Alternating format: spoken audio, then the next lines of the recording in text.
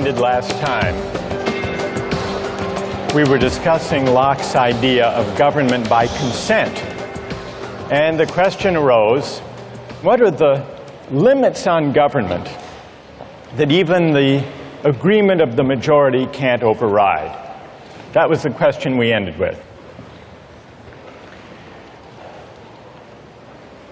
We saw, in the case of property rights, that on Locke's view, a democratically elected government has the right to tax people.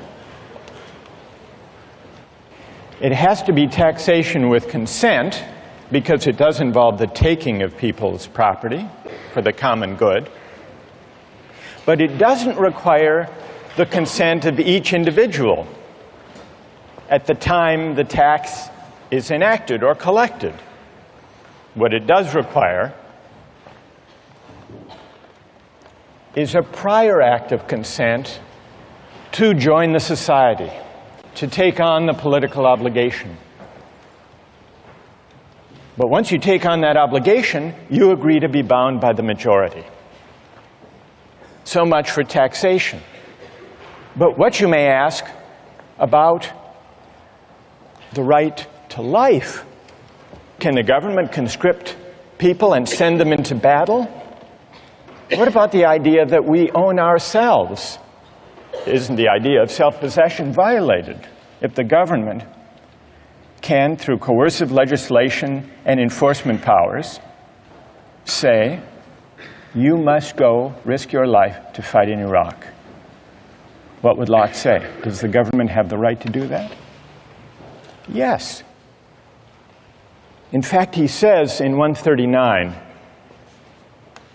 he says, what matters is that the political authority or the military authority not be arbitrary. That's what matters.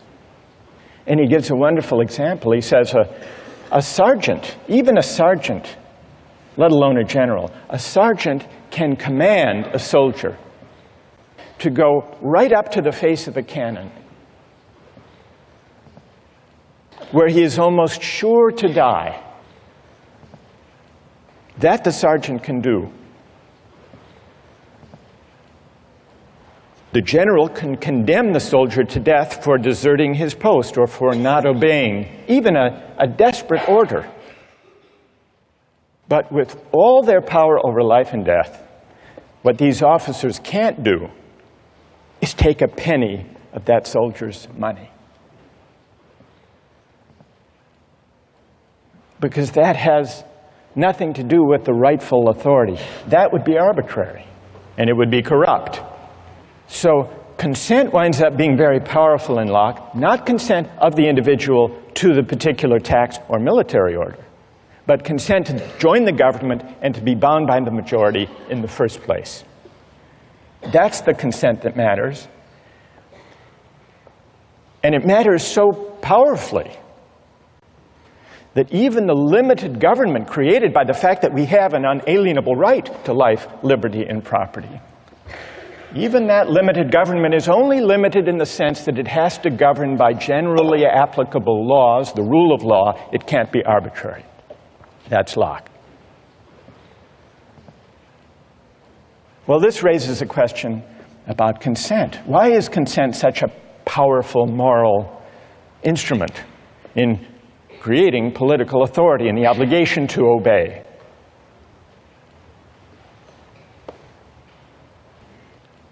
Today we begin to investigate the question of consent by looking at a concrete case, the case of military conscription. Now, some people say